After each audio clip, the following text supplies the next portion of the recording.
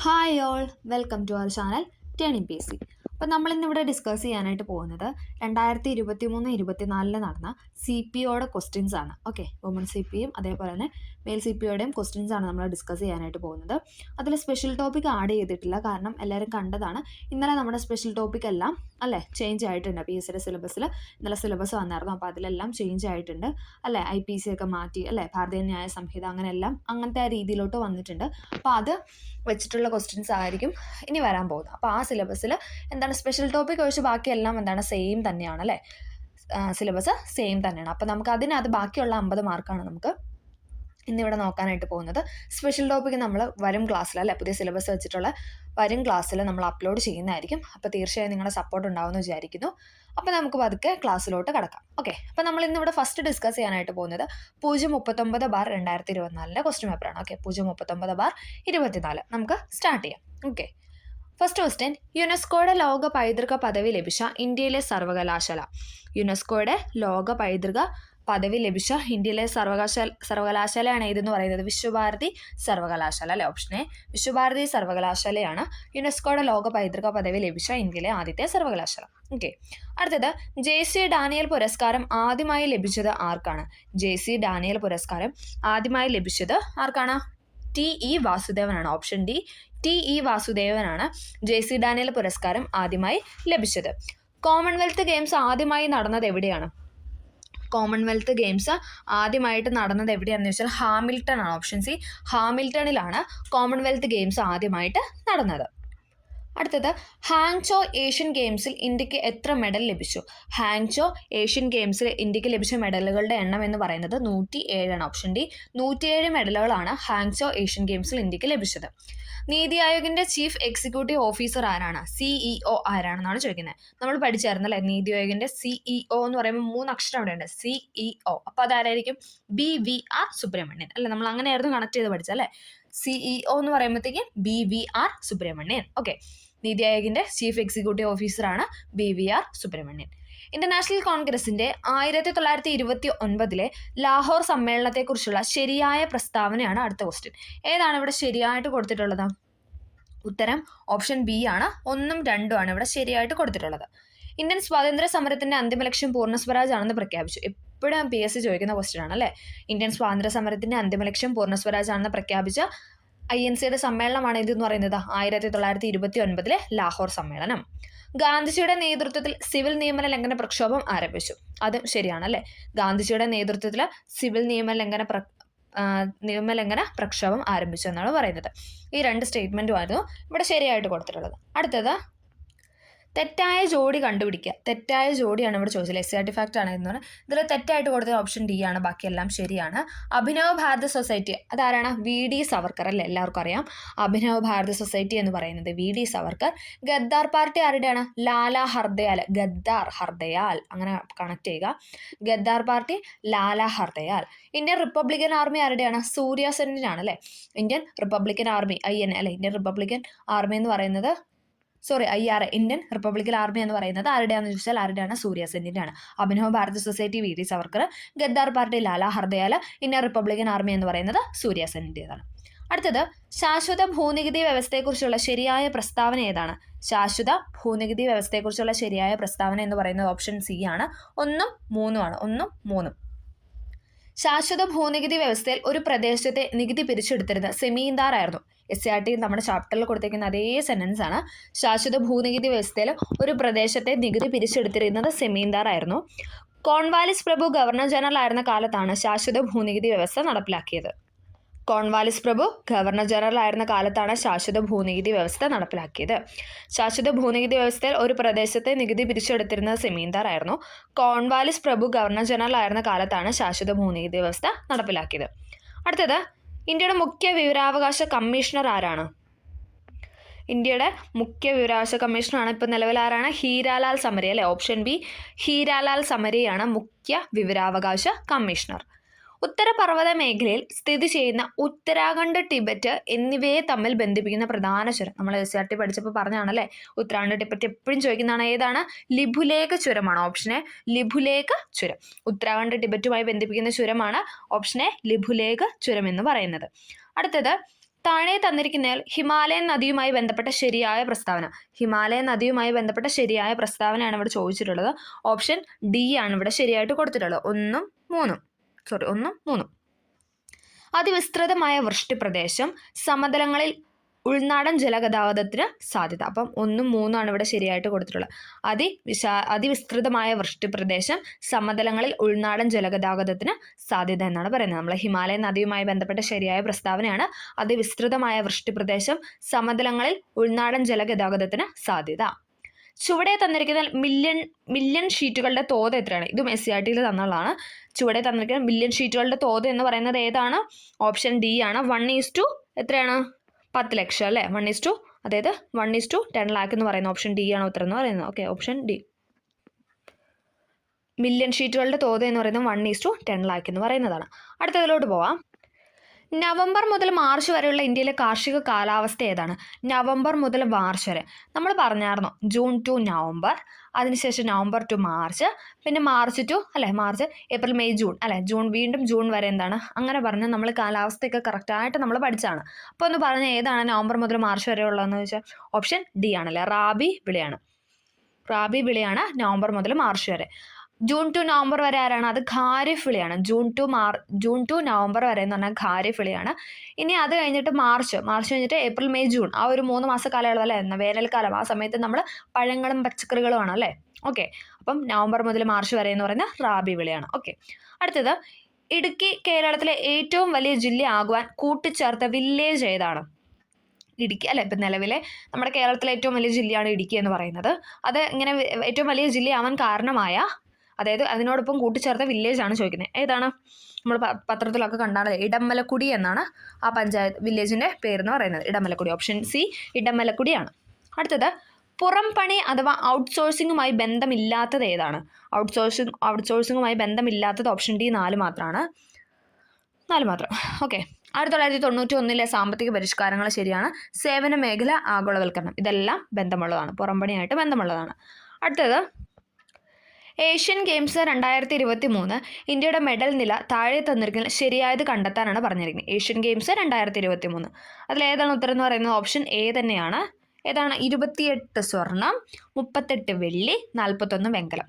അപ്പം എപ്പോഴും നമുക്ക് സ്വർണം കുറവായിരിക്കില്ല, അപ്പോൾ അതൊന്ന് കണക്ട് ചെയ്യുക. 28, ദെൻ 10 കൂടെ കൂട്ടിയിട്ടൊരു വെള്ളി, 28 സ്വർണം, 10 കൂട്ടിയിട്ട് 38 വെള്ളി, 41 വെങ്കലം.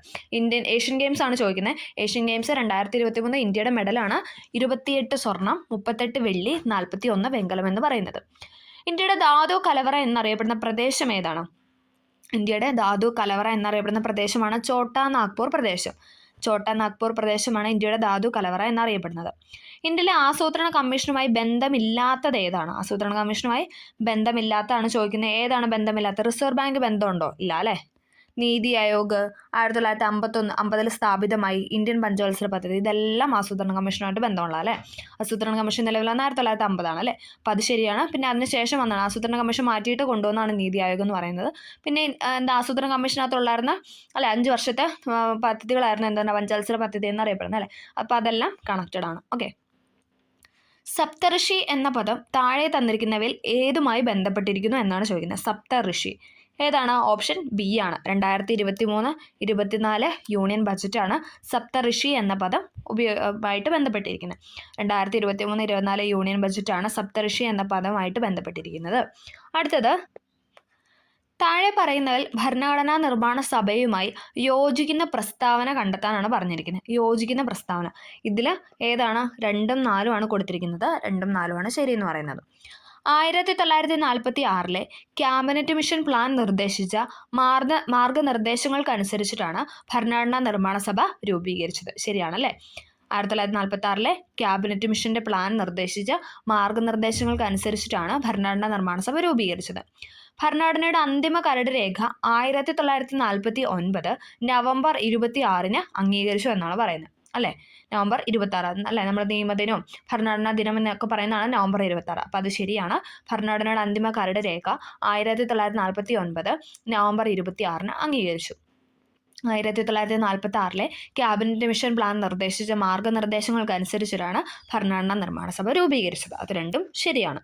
അടുത്തത് ഇന്ത്യൻ ഭരണഘടനയുടെ ആമുഖവുമായി ബന്ധപ്പെട്ട യോജിക്കുന്ന പ്രസ്താവന കണ്ടെത്താനാണ് പറഞ്ഞിരിക്കുന്നത്. ഇന്ത്യൻ ഭരണഘടനയുടെ ആമുഖവുമായി ബന്ധപ്പെട്ട് യോജിക്കുന്ന പ്രസ്താവനയാണ് ചോദിച്ചിട്ടുള്ളത്. ഏതാണ് ഇവിടെ യോജിക്കുന്ന പ്രസ്താവന? ഓപ്ഷൻ സി ആണ്. 1 ഉണ്ട്, 2, 3. 1, 2, 3. ഞങ്ങൾ ഇന്ത്യയിലെ ജനങ്ങൾ എന്ന വാക്കുകളോടെയാണ് ആമുഖം ആരംഭിക്കുന്നത് അല്ലേ. We the people of India എന്ന് പറഞ്ഞിട്ടാണ് സ്റ്റാർട്ട് ചെയ്യുന്നത്. അത് ശരിയാണ്. ഭരണഘടനാ നിർമ്മാണ സഭ അംഗീകരിച്ച ജവഹർലാൽ നെഹ്റുവിൻ്റെ ലക്ഷ്യപ്രമേയമാണ് ഇന്ത്യൻ ഭരണഘടന ആമുഖത്തിന് പിന്നിലെ ആദർശങ്ങൾ അല്ലേ. നമ്മൾ പഠിച്ചിട്ടുണ്ട്. നെഹ്റു അവതരിപ്പിച്ച ലക്ഷ്യപ്രമേയമാണ് പിന്നീട് എന്താണ് നമ്മുടെ ഇന്ത്യൻ ഭരണഘടന ആമുഖമായിട്ട് മാറിയെന്നൊക്കെ നമ്മൾ പഠിച്ചിട്ടുണ്ട് അല്ലേ. ഇതൊക്കെ സർട്ടിഫാക്റ്റ് ആണ്. 1976 42-ാം ഭരണഘടനാ ഭേദഗതി നിയമത്തിലൂടെ ഇന്ത്യൻ ഭരണഘടനയുടെ ആമുഖത്തിൽ സെക്യുലർ എന്ന പദം കൂട്ടിച്ചേർത്തു. അതും എന്താണ് ശരിയാണല്ലേ. 1976 42-ാം ഭരണഘടനാ ഭേദഗതി നിയമത്തിലൂടെ ഇന്ത്യൻ ഭരണഘടനയുടെ ആമുഖത്തിൽ എന്താണ് സെക്യുലർ എന്ന പദം ചേർത്തു. അപ്പോൾ അതെല്ലാം ശരിയാണ്. പിന്നെ ആമുഖം എന്ന ആശയം കടമെടുത്ത് ഫ്രഞ്ചിൽ നിന്നാണോ? അല്ല, USA-ൽ നിന്നാണ്. അതാണ് ഇവിടെ തെറ്റായിട്ട് കൊടുത്തിരിക്കുന്നത്. ഓക്കെ, അപ്പോൾ ഒന്നും കൂടെ പറയാം. ഞങ്ങൾ ഇന്ത്യയിലെ ജനങ്ങൾ എന്ന വാക്കുകളോടെയാണ് ആമുഖം ആരംഭിക്കുന്നത്. ഭരണഘടനാ നിർമ്മാണ സഭ അംഗീകരിച്ച ജവഹർലാൽ നെഹ്റുവിൻ്റെ ലക്ഷ്യപ്രമേയമാണ് ഇന്ത്യൻ ഭരണഘടനയുടെ ആമുഖത്തിന് പിന്നിലെ ആദർശങ്ങൾ. 1976 42-ാം ഭരണഘടനാ ഭേദഗതി നിയമത്തിലൂടെ ഇന്ത്യൻ ഭരണഘടന ആമുഖത്തിൽ സെക്യുലർ എന്ന പദം കൂട്ടിച്ചേർത്തു. ഓക്കെ, ഇന്ത്യൻ ഭരണഘടനയുടെ എത്രാമത്തെ ഭാഗത്താണ് പൗരത്വത്തെക്കുറിച്ച് പ്രതിപാദിക്കുന്നത്? ഏതാണ്? എല്ലാവർക്കും അറിയാലോ. ഓപ്ഷൻ ബി 2-ാം ഭാഗത്താണ് അല്ലേ. പാർട്ട് 2-ലാണ് എന്തെന്ന് പറയുന്നത് പൗരത്വത്തെക്കുറിച്ച് പ്രതിപാദിക്കുന്നത്. അടുത്തത്, ഇന്ത്യൻ ഭരണഘടനയുടെ ഹൃദയവും ആത്മാവും എന്ന് ഡോക്ടർ BR അംബേദ്കർ വിശേഷിപ്പിച്ചത് ഏത് ആർട്ടിക്കിളാണ്? ഇന്ത്യൻ ഭരണഘടനയുടെ ഹൃദയവും ആത്മാവും എന്ന് ഡോക്ടർ BR അംബേദ്കർ വിശേഷിപ്പിച്ചത് ഏത് ആർട്ടിക്കിളാണെന്ന് വെച്ചാൽ ഏതാണ്? എല്ലാവർക്കും അറിയാം. ഓപ്ഷൻ സി 32-ാമത്തെ ആർട്ടിക്കിൾ അല്ലേ. 32-ാമത്തെ ആർട്ടിക്കിളാണ് ഹൃദയവും ആത്മാവും എന്ന് BR അംബേദ്കർ വിശേഷിപ്പിച്ചത്. അടുത്തത്, ഇന്ത്യയിൽ പഞ്ചായത്ത് രാജ് സംവിധാനം നടപ്പിലാക്കിയ 73-ാം ഭരണഘടനാ ഭേദഗതി നിയമവുമായി ബന്ധപ്പെട്ട യോജിക്കുന്ന പ്രസ്താവന കണ്ടെത്താനാണ് പറഞ്ഞിരിക്കുന്നത്. പഞ്ചായത്ത് രാജ് സംവിധാനവുമായി ബന്ധപ്പെട്ട യോജിക്കുന്ന പ്രസ്താവന, അതായത് 73-ാം ഭരണഘടനാ ഭേദഗതിയുമായി ബന്ധപ്പെട്ടത്. ഓക്കെ, ഏതാണ് ഇവിടെ? ഓപ്ഷൻ സി ആണ്. 1, 2, 4. 1, 2, 4. സംസ്ഥാനങ്ങളിൽ ഗ്രാമപഞ്ചായത്ത്, ബ്ലോക്ക് പഞ്ചായത്ത്, ജില്ലാ പഞ്ചായത്ത് എന്ന ത്രിതല സംവിധാനം സ്ഥാപിക്കുന്നതിന് നിയമം വ്യവസ്ഥ ചെയ്തു. ശരിയാണല്ലേ.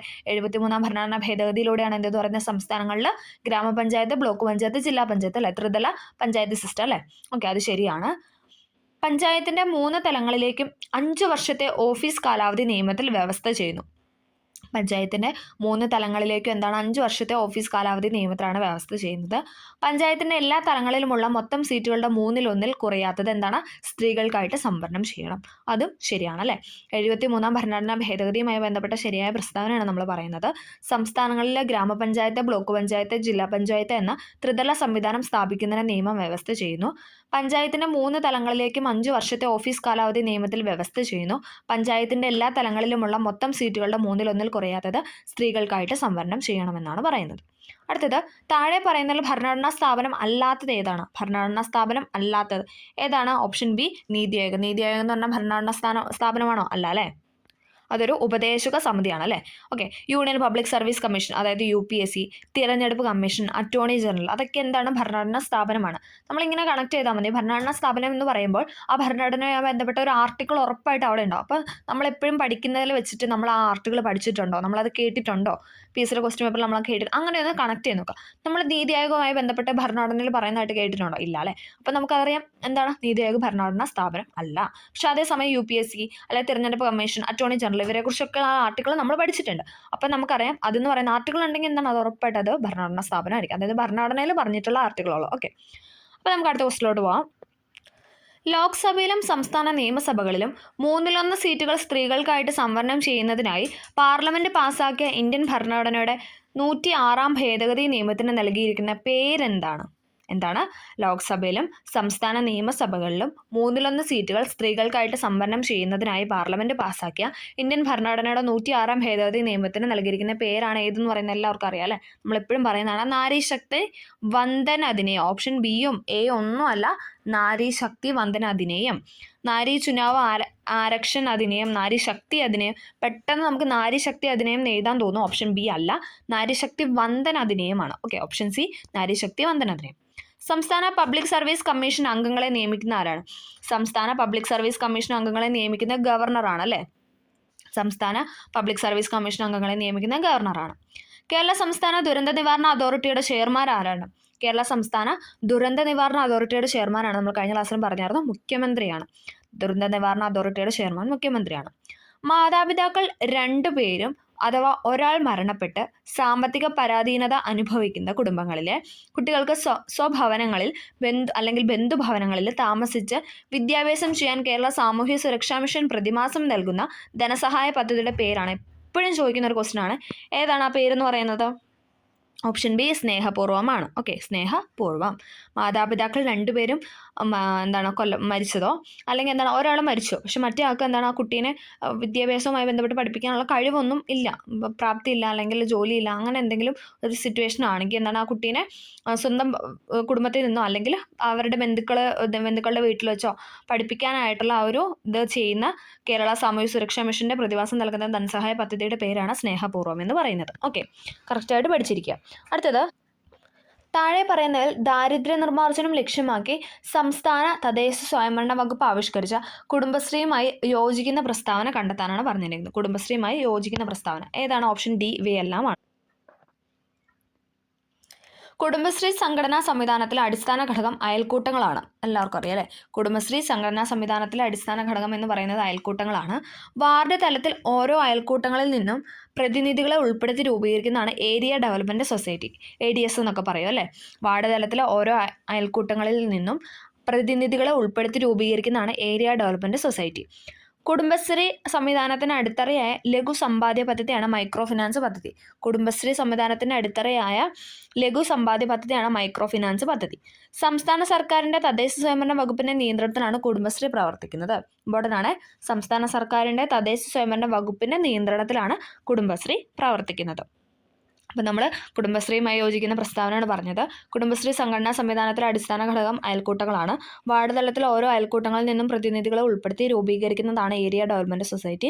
കുടുംബശ്രീ സംവിധാനത്തിൻ്റെ അടിത്തറയായ ലഘു സമ്പാദ്യ പദ്ധതിയാണ് മൈക്രോ ഫിനാൻസ്. സംസ്ഥാന സർക്കാരിൻ്റെ തദ്ദേശ സ്വയംഭരണ വകുപ്പിൻ്റെ നിയന്ത്രണത്തിലാണ് കുടുംബശ്രീ പ്രവർത്തിക്കുന്നത്. അടുത്തത്, കണ്ണുനീരിൽ അടങ്ങിയിരിക്കുന്ന രാസാഗ്നി ഏതാണ്? കണ്ണുനീരിൽ അടങ്ങിയിരിക്കുന്ന രാസാഗ്നി എന്ന് പറയുന്നത് ലൈസോസൈമാണ്. ലൈസോസൈം. അടുത്തത്, ഓട്ടിസം ബാധിച്ചവരുടെ സമഗ്ര പുരോഗതിക്കായി കേരള സാമൂഹ്യ സുരക്ഷാ മിഷൻ നടപ്പിലാക്കുന്ന പദ്ധതിയുടെ പേരാണ് ഇതെന്ന് പറയുന്ന ഓപ്ഷൻ ഡി സ്പെക്ട്രം. ഓട്ടിസം ബാധിച്ചവരുടെ സമഗ്ര പുരോഗതിക്കായി കേരള സാമൂഹ്യ സുരക്ഷാ മിഷൻ നടപ്പിലാക്കുന്ന പദ്ധതിയുടെ പേരാണ് സ്പെക്ട്രം. ചിപ്കോ പ്രസ്ഥാനത്തിൽ നിന്ന് പ്രചോദനം ഉൾക്കൊണ്ടുകൊണ്ട് രൂപം കൊണ്ട പരിസ്ഥിതി സംഘടനയായ അപ്പിക്കോ ഇന്ത്യയിലെ ഏത് സംസ്ഥാനവുമായി ബന്ധപ്പെട്ടിരിക്കുന്നു? അപ്പിക്കോ പ്രസ്ഥാനം ഏത് സംസ്ഥാനവുമായി ബന്ധപ്പെട്ടതാണെന്ന് ചോദിച്ചാൽ ഏതാണ്? Option A കർണാടകയാണ്. ചിപ്കോ പ്രസ്ഥാനത്തിൽ നിന്ന് പ്രചോദനം ഉൾക്കൊണ്ടുകൊണ്ട് രൂപം കൊണ്ട പരിസ്ഥിതി സംഘടനയായ അപ്പിക്കോ പ്രസ്ഥാനം ഇന്ത്യയിലെ ഏത് സംസ്ഥാനവുമായി ബന്ധപ്പെട്ടിരിക്കുന്നു എന്ന് ചോദിച്ചാൽ കർണാടകയാണ്. ചുവടെ കൊടുത്തിരിക്കുന്നതിൽ നിന്നും ജീവിതശൈലി രോഗങ്ങൾ തിരിച്ചറിഞ്ഞ് എഴുതാനാണ് പറഞ്ഞത്. ജീവിതശൈലി രോഗങ്ങൾ എപ്പോഴും ചോദിക്കുന്നതാണ്. ജീവിതശൈലി രോഗങ്ങൾ ഏതാണ്? ഓപ്ഷൻ സി ആണ്. 1, 2. ഫാറ്റി ലിവറും പ്രമേഹവും എന്ന് പറയുന്നത് എന്താണ്? ജീവിതശൈലി രോഗങ്ങളാണ് അല്ലേ? നമ്മുടെ ജീവിത രീതികൾ കൊണ്ട് ഉണ്ടാകുന്ന രോഗങ്ങളാണ് ഫാറ്റി ലിവർ, പ്രമേഹം, അതേപോലെ തന്നെ കൊളസ്ട്രോൾ ഇതെന്നൊക്കെ പറയുന്നത് എന്താണ്? ജീവിതശൈലി രോഗങ്ങളാണ്. കോൺവെക്സ് ദർപ്പണവുമായി ബന്ധപ്പെട്ട ശരിയായ പ്രസ്താവനയാണ് ചോദിച്ചിട്ടുള്ളത്. കോൺവെക്സ് ദർപ്പണവുമായി ബന്ധപ്പെട്ട ശരിയായ പ്രസ്താവന ഓപ്ഷൻ സി ആണ്. പ്രതിബിംബം എല്ലായ്പ്പോഴും മുഖ്യ ഫോക്കസിനും പോളിനും ഇടയിൽ രൂപപ്പെടുന്നു. പ്രതിബിംബം എല്ലായ്പ്പോഴും മുഖ്യ ഫോക്കസിനും പോളിനും ഇടയിൽ രൂപപ്പെടുന്നു. റിവർ വ്യൂ മിററായിട്ട് ഉപയോഗിക്കുന്ന കോൺവെക്സ് ലെൻസ് ആണല്ലേ? ശരിയാണ്. പ്രതിബിംബം എല്ലായ്പ്പോഴും മുഖ്യ ഫോക്കസിനും പോളിനും ഇടയിൽ രൂപപ്പെടുന്നു. റിവർ വ്യൂ മിററായിട്ട് യൂസ് ചെയ്യുന്നു. റിയർ വ്യൂ മിററായിട്ട് യൂസ് ചെയ്യുന്നു. അത് രണ്ടുമാണ് ഇവിടെ ശരിയായിട്ട് കൊടുത്തിട്ടുള്ളത്. ഒരു ദ്രാവകത്തിൽ ഒരു വസ്തുവിന് അനുഭവപ്പെടുന്ന പ്ലവക്ഷമ ബലവുമായി ബന്ധപ്പെട്ട് താഴെ പറയുന്ന പ്രസ്താവനയിൽ ശരിയായത് ഏതെന്ന് കണ്ടെത്തുക. പ്ലവക്ഷമ ബലം എന്ന് പറഞ്ഞാൽ എന്താണ്? ഇപ്പോൾ ഒരു ബക്കറ്റ് വെള്ളത്തിനകത്ത് ഒരു ബക്കറ്റ് വെള്ളം എടുത്തു, അതിൽ നമ്മളൊരു കപ്പ് കമഴ്ത്തി പിടിച്ചാൽ, അതായത് കപ്പിൻ്റെ ആ ഭാഗം നമ്മൾ ആ വെള്ളത്തിനകത്തോട്ട് ഇങ്ങനെ മുക്കുമ്പോൾ ആ കപ്പ് അല്ലെ നമുക്കറിയാം കപ്പ് നല്ല ഫോഴ്സ് ഇങ്ങോട്ട് എടുക്കുന്നുണ്ട്. അപ്പോൾ ആ വെള്ളം കാണിക്കുന്ന ഫോഴ്സാണ്. അതാണ് നമ്മൾ പ്ലവക്ഷമ ബലം എന്ന് പറയുന്നത്. ഒരു എക്സാമ്പിൾ പറഞ്ഞാണ് പെട്ടെന്നൊന്ന് മനസ്സിലാൻ വേണ്ടിയിട്ട്. ഓക്കെ, അപ്പോൾ ഇവിടെ എന്താണ് പറഞ്ഞാൽ ഒരു ദ്രാവകത്തിൽ ഒരു വസ്തുവിന് അനുഭവപ്പെടുന്ന പ്ലവക്ഷമ ബലവുമായി താഴെ പറയുന്ന പ്രസ്താവന ശരിയായതാണ് ചോദിച്ചിട്ടുള്ളത്. ഏതാണ്? ഓപ്ഷൻ ഡി ഇവയെല്ലാം ശരിയാണ്. പ്ലവക്ഷമ ബലം വസ്തുവിൻ്റെ വ്യാപ്തത്തെ ആശ്രയിക്കുന്നു. പ്ലവക്ഷമ ബലം വസ്തു ആദേശം ചെയ്യുന്ന ദ്രാവകത്തിൻ്റെ ഭാരത്തിന് തുല്യമായിരിക്കും. പ്ലവക്ഷമ ബലം ആ ദ്രാവകത്തിൻ്റെ സാന്ദ്രതയെ സ്വാധീനിക്കുന്നു. ഇതെല്ലാം ശരിയാണ് കേട്ടോ. പ്ലവക്ഷമ ബലം വസ്തുവിൻ്റെ വ്യാപ്തത്തെ ആശ്രയിക്കുന്നു. പ്ലവക്ഷമ ബലം വസ്തു ആദേശം ചെയ്യുന്ന ദ്രാവകത്തിൻ്റെ ഭാരത്തിന് തുല്യമായിരിക്കും. പ്ലവക്ഷമ ബലം ആ ദ്രാവകത്തിൻ്റെ സാന്ദ്രതയെ സ്വാധീനിക്കുന്നു. ISROയുടെ ചാന്ദ്രയാൻ 3 ദൗത്യവുമായി ബന്ധപ്പെട്ട ശരിയായ പ്രസ്താവനയാണ് അടുത്ത ക്വസ്റ്റ്യൻ. ISROയുടെ ചാന്ദ്രയാൻ 3 ദൗത്യവുമായി ശരിയായ പ്രസ്താവന ഏതാണ്? ഓപ്ഷൻ എ ആണ്. എല്ലാം ശരിയാണ്. 2023 ജൂലൈ 14 സതീഷ് ധവാൻ ബഹിരാകാശ കേന്ദ്രത്തിൽ നിന്നും വിക്ഷേപിച്ചു. ശരിയാണല്ലേ? 2023 ജൂലൈ 14 സതീഷ് ധവാൻ ബഹിരാകാശ കേന്ദ്രത്തിൽ നിന്ന് വിക്ഷേപിച്ചു. 2023 ഓഗസ്റ്റ് 5 ചന്ദ്രൻ്റെ ഭ്രമണപഥത്തിൽ പ്രവേശിച്ചു. ചന്ദ്രൻ്റെ ഭ്രമണപഥത്തിൽ പ്രവേശിച്ചു എന്നാണ് 2023 ഓഗസ്റ്റ് 5 2023 ഓഗസ്റ്റ് 23 ആയപ്പോൾ ചന്ദ്രൻ്റെ ദക്ഷിണ ധ്രുവത്തിന് സമീപം ലാൻഡ് ചെയ്തു. ഈ 3 സ്റ്റേറ്റ്മെൻറ്റും ശരിയാണ്. 2023 ജൂലൈ 14 സതീഷ് ധവാൻ ബഹിരാകാശ കേന്ദ്രത്തിൽ നിന്ന് വിക്ഷേപിച്ചു. 2023 ഓഗസ്റ്റ് 5 ചന്ദ്രൻ്റെ ഭ്രമണപഥത്തിൽ പ്രവേശിച്ചു. 2023 ഓഗസ്റ്റ് 23 ചന്ദ്രനെ ദക്ഷിണ ധ്രുവത്തിന് സമീപം ലാൻഡ് ചെയ്തു. എക്സ് എന്ന മൂലകത്തിൻ്റെ ആറ്റത്തിൽ 3 ഷെല്ലുകളുണ്ട്. ഈ മൂലകത്തിൻ്റെ ബാഹ്യതമ ഷെല്ലിൽ ഒരു ഇലക്ട്രോൺ അടങ്ങിയിരിക്കുന്നു. ഈ മൂലകം ഏത് പീരിയഡിലും ഗ്രൂപ്പിലും ഉൾപ്പെടുന്നു എന്ന് ചോദിച്ചാൽ ഏതാണ്? ഓപ്ഷൻ ബി, 3-ാം പീരിയഡിലും 1-ാം ഗ്രൂപ്പിലുമാണ് ഉൾപ്പെടുന്നത്. ഓക്കെ, അടുത്തത് വാതക തന്മാത്രകളുമായി ബന്ധപ്പെട്ട് ശരിയായ പ്രസ്താവന കണ്ടെത്താനാണ് പറഞ്ഞിരിക്കുന്നത്. വാതക തന്മാത്രയുമായി ബന്ധപ്പെട്ട ശരിയായ പ്രസ്താവന ഓപ്ഷൻ സി ആണ്. 2, 3 ശരി. വാതക തന്മാത്രകളുടെ ഊർജ്ജം വളരെ കൂടുതലായിരിക്കും. വാതക തന്മാത്രകളുടെ ഊർജ്ജം വളരെ കൂടുതലായിരിക്കും, അത് ശരിയാണ്. വാതക തന്മാത്രകളുടെ കൂട്ടിമുട്ടലുകളിൽ പൂർണ്ണമായും ഇലാസ്തിക സ്വഭാവമുള്ളതിനാൽ ഊർജ്ജ നഷ്ടം സംഭവിക്കുന്നില്ല എന്നാണ് പറയുന്നത്. വാതക തന്മാത്രകളുടെ ഊർജ്ജം വളരെ കൂടുതലായിരിക്കും. വാതക തന്മാത്രകളുടെ കൂട്ടിമുട്ടലുകൾ പൂർണ്ണമായും ഇലാസ്തികത സ്വഭാവമുള്ളതായതിനാൽ ഊർജ്ജനഷ്ടം സംഭവിക്കുന്നില്ല. അടുത്തത് 2023 രസതന്ത്ര നൊബേൽ പ്രൈസ് പുരസ്കാരം താഴെ പറയുന്നതിൽ ഏത് വിഷയവുമായി ബന്ധപ്പെട്ടതാണ്? 2023 രസതന്ത്ര നൊബേൽ പ്രൈസ് പുരസ്കാരമാണ് ചോദിച്ചിരിക്കുന്നത്. ഏതാണ്? ഓപ്ഷൻ ഡി ആണ്. ക്വാണ്ടം ഡോട്ടുകളുടെ കണ്ടുപിടുത്തവും അതിൻ്റെ സങ്കലനവും. 2023 രസതന്ത്ര നൊബേൽ പ്രൈസ് പുരസ്കാരം ക്വാണ്ടം ഡോട്ടുകളുടെ കണ്ടുപിടുത്തവും അതിൻ്റെ സങ്കലനത്തിലുമായിരുന്നു. ഓക്കെ, അപ്പോൾ നമ്മളിവിടെ 40 ക്വസ്റ്റ്യൻസ് ആണ് പറഞ്ഞത്. നമുക്ക് അടുത്ത ക്വസ്റ്റ്യൻ പേപ്പറിലോട്ട് പോകാം. അപ്പോൾ നമ്മൾ ഇനി പറയാനായിട്ട് പോകുന്നത് 123/23 ക്വസ്റ്റ്യൻ പേപ്പറാണ്. ഓക്കെ, CPയുടെ question paper. Bill of right എന്ന വിഖ്യാതമായ ഉടമ്പടിയിൽ ഒപ്പുവെച്ച ബ്രിട്ടീഷ് ഭരണാധികാരികൾ ആരെല്ലാം?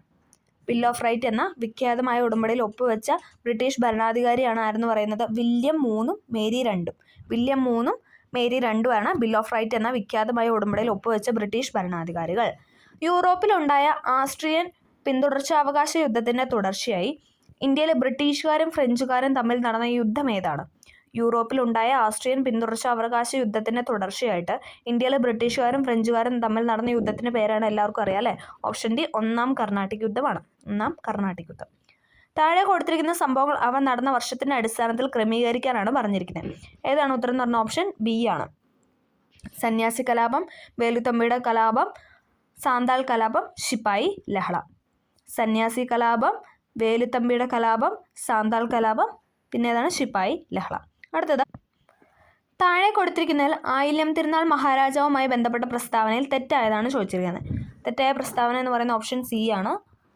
സെക്രട്ടേറിയറ്റ് മന്ദിരം പണി കഴിപ്പിച്ചു, പുനലൂർ തൂക്കുപാലം നിർമ്മിച്ചു, തിരുവനന്തപുരം ജനറൽ ആശുപത്രി സ്ഥാപിച്ചു. അത് 3 ശരിയാണ്. ആയില്യം തിരുനാളുമായി ബന്ധപ്പെട്ട ശരിയായ പ്രസ്താവനയാണ് സെക്രട്ടേറിയറ്റ് മന്ദിരം പണി കഴിപ്പിച്ചു, പുനലൂർ തൂക്കുപാലം നിർമ്മിച്ചു, തിരുവനന്തപുരം ജനറൽ ആശുപത്രി സ്ഥാപിച്ചു എന്ന് പറയുന്നത്. 3 വട്ടമേശ സമ്മേളനങ്ങളും പങ്കെടുത്ത ഏക ഇന്ത്യൻ നേതാവാണ് ആരെന്ന് പറയുന്ന option A, doctor BR Ambedkar. 3 വട്ടമേശ സമ്മേളനങ്ങളിലും പങ്കെടുത്ത ഏക ഇന്ത്യൻ നേതാവ് ഡോക്ടർ BR അംബേദ്കർ. ഐക്യരാഷ്ട്രസഭയുടെ ഇപ്പോഴത്തെ സെക്രട്ടറി ജനറൽ ആരാണ്? ഐക്യരാഷ്ട്രസഭയുടെ ഇപ്പോഴത്തെ സെക്രട്ടറി ജനറൽ എന്ന് പറയുന്നത് ഈ ഉത്തരപ്രകാരം അന്റോണിയോ ഗുട്ടറസ് ആണ് കേട്ടോ. Option B, Antonio Guterres. നിഫെ എന്ന പേരിൽ അറിയപ്പെടുന്ന ഭൂമിയുടെ പാളി ഏതാണ്? നിഫെ, NIFE. നിഫെ എന്ന പേരിൽ അറിയപ്പെടുന്ന ഭൂമിയുടെ പാളിയാണ് അഗക്കാമ്പ എന്ന് പറയുന്നത്. അഗക്കാമ്പാണ്. വിമാനങ്ങളുടെ സഞ്ചാരത്തിന് ഏറ്റവും അനുയോജ്യമായ അന്തരീക്ഷ പാളി ഏതാണ്? വിമാനങ്ങളുടെ സഞ്ചാരത്തിന് ഏറ്റവും അനുയോജ്യമായ അന്തരീക്ഷ പാളിയാണ് stratosphere. Option C, stratosphere. Kabani പോഷക നദിയായുള്ള ഉപദ്വീപീയ നദി ഏതാണ്? കബനി പോഷക നദിയായുള്ള ഉപദ്വീപീയ നദിയാണ് ഇതെന്ന് പറയുന്നത് കാവേരി അല്ലെ. കാവേരിയുടെ പോഷക നദിയാണ് കബനി എന്ന് പറയുന്നത്. കബനി, ഭവാനി, പാമ്പാർ ഇതിൻ്റെയൊക്കെ പോഷക നദിയാണ് എന്ന് പറയുന്നത് കാവേരി. അടുത്തത് ഇന്ത്യയിലെ ഏറ്റവും പടിഞ്ഞാറുള്ള തുറമുഖം. ഇന്ത്യയിലെ ഏറ്റവും പടിഞ്ഞാറുള്ള തുറമുഖമാണ് കാണ്ഡ്ലയാണ്. ഓപ്ഷൻ സി, കാണ്ഡ്ലയാണ് ഇന്ത്യയിലെ ഏറ്റവും പടിഞ്ഞാറുള്ള തുറമുഖം എന്ന് പറയുന്നത്. ഗംഗാനദിയുടെ ചതുപ്പ് ഡെൽറ്റ പ്രദേശത്തിന് സ്ഥിതി ചെയ്യുന്ന ബയോസ്ഫിയർ റിസർവ്. ഗംഗാനദിയുടെ ചതുപ്പ് ഡെൽറ്റ പ്രദേശത്ത് സ്ഥിതി ചെയ്യുന്ന ബയോസ്ഫിയർ റിസർവ് ആണ് ഇതെന്ന് പറയുന്നത് ഓപ്ഷൻ എ, സുന്ദർബൻസ് എന്ന് പറയുന്നത്. സുന്ദർബൻസ് ആണ് ഗംഗാനദിയുടെ ചതുപ്പ് ഡെൽറ്റ പ്രദേശത്തിന് സ്ഥിതി ചെയ്യുന്ന ബയോസ്ഫിയർ റിസർവ്. ഇന്ത്യയിൽ ഏറ്റവും കൂടുതൽ ഇറക്കുമതി ചെയ്യുന്ന സാധനമാണ് ഇതെന്ന് പറയുന്നത് പെട്രോളിയം. ഓപ്ഷൻ എ, പെട്രോളിയം ആണ് ഇന്ത്യയിൽ ഏറ്റവും കൂടുതൽ ഇറക്കുമതി ചെയ്യുന്ന സാധനം. നീതി ആയോഗിൻ്റെ ആദ്യത്തെ വൈസ് ചെയർമാൻ ആരാണ്? ആദ്യത്തെ വൈസ് ചെയർമാൻ എന്ന് പറയുന്നത് ഓപ്ഷൻ ബി, അരവിന്ദ് പനഗരിയാണ്. നീതി ആയോഗിൻ്റെ ആദ്യത്തെ വൈസ് ചെയർമാനാണ് അരവിന്ദ് പനഗരിയ. പ്ലാനിംഗ് കമ്മീഷൻ സ്ഥാപിക്കപ്പെട്ടത് എന്നാണ്? പ്ലാനിംഗ് കമ്മീഷൻ സ്ഥാപിക്കപ്പെട്ടത് 1950 മാർച്ച് 15-നാണ്. 1950 മാർച്ച് 15-നാണ് പ്ലാനിംഗ് കമ്മീഷൻ സ്ഥാപിക്കപ്പെട്ടത്. ആഗോളവൽക്കരണം ത്വരിതപ്പെടുത്തുന്ന സംഘടന ഏതാണ്? ആഗോളവൽക്കരണം ത്വരിതപ്പെടുത്തുന്ന സംഘടന എന്ന് പറയുന്നത് ഓപ്ഷൻ എ ആണ്, ലോകവ്യാപാര സംഘടനയാണ്, WTO. ലോകവ്യാപാര സംഘടനയാണ് ആഗോളവൽക്കരണം ത്വരിതപ്പെടുത്തുന്ന സംഘടന. അമൃതകാലം എന്ന പദം ഏതുമായിട്ട് ബന്ധപ്പെട്ടിരിക്കുന്നു? അമൃതകാലം എന്ന പദം ഏതുമായിട്ട് ബന്ധപ്പെട്ടതാണെന്ന് വെച്ചാൽ ബജറ്റ് 2023-24 2023-24 ബജറ്റാണ് അമൃതകാലം എന്നറിയപ്പെട്ടിരിക്കുന്നത്. കാർവേ കമ്മിറ്റി ഇന്ത്യയിലെ ഏത് മേഖലയുമായി ചേർന്നിരിക്കുന്നു? കാർവേ കമ്മിറ്റി ഏതാണ്? ഓപ്ഷൻ ബി ആണ്. കാർവേ കമ്മിറ്റി ഓപ്ഷൻ ബി ചെറുകിട വ്യവസായവുമായി ബന്ധപ്പെട്ടതാണ്, ചെറുകിട വ്യവസായം. അടുത്തത്, നീലം വിപ്ലവം ഏത് മേഖലയിൽ പെടുന്നതാണ്? നീലവിപ്ലവം എന്ന് പറയുന്നത് ഏതാണ്? Option B മത്സ്യബന്ധനമാണ്. നീലവിപ്ലവം എന്ന് പറയുന്നത് മത്സ്യബന്ധനം. അടുത്തത്, ചേരുംപടി ചേർക്കുക ഇന്ത്യൻ ഭരണഘടനയിലെ അവകാശങ്ങളാണ് കൊടുത്തിരിക്കുന്നത്. ഉത്തരമെന്ന് പറയുന്ന ഓപ്ഷൻ ബി ആണ്. സ്ഥാനപ്പേരുകൾ നിർത്തലാക്കൽ ഏതാണ് ആർട്ടിക്കിൾ? സ്ഥാനപ്പേരുകൾ നിർത്തലാക്കൽ ആർട്ടിക്കിൾ 18 അല്ലേ? സ്ഥാനപ്പേരുകൾ നിർത്തലാക്കൽ ആർട്ടിക്കിൾ 18.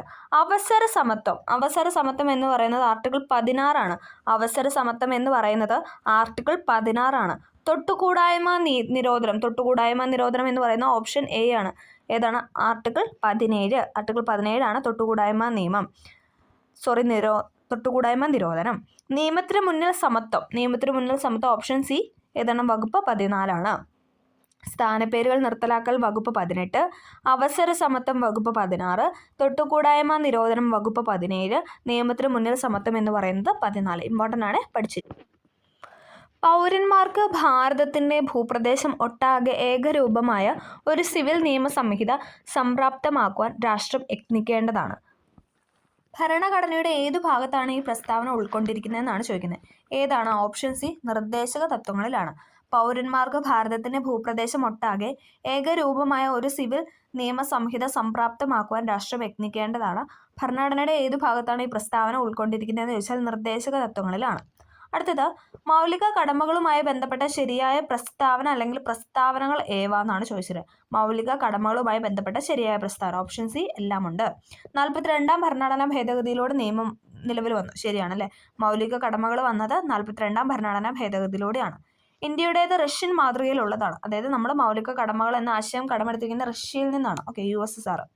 11 മൗലിക കടമകൾ നമ്മുടെ ഭരണഘടനയിലുണ്ട്. ശരിയാണല്ലേ? 11 മൗലിക കടമകൾ. 6 മുതൽ 14 വയസ്സ് വരെയുള്ള കുട്ടികളെ സ്കൂളിൽ അയക്കേണ്ട രക്ഷിതാക്കളുടെ കടമയാണ് എന്ന് പറയുന്നത് മൗലിക കടമയാണ്. ശരിയാണല്ലേ? 6 മുതൽ 14 വയസ്സ് വരെയുള്ള കുട്ടികളെ സ്കൂളിൽ അയക്കേണ്ടത് രക്ഷിതാക്കളുടെ കടമയാണ് എന്ന് പറയുന്നത് മൗലിക കടമകളിലാണ്. അപ്പം ഇതെല്ലാം ശരിയാണ്. 42ാം ഭരണഘടനാ ഭേദഗതിയിലൂടെ നിലവിൽ വന്നു. ഇന്ത്യയുടേത് റഷ്യൻ മാതൃകയിലുള്ള മൗലിക കടമയാണ്. 11 മൗലിക കടമകൾ നമ്മുടെ ഭരണഘടനയിലുണ്ട്. 6 മുതൽ 14 വയസ്സ് വരെയുള്ള കുട്ടികളെ സ്കൂളിൽ അയക്കേണ്ടത് രക്ഷിതാക്കളുടെ കടമയാണ്.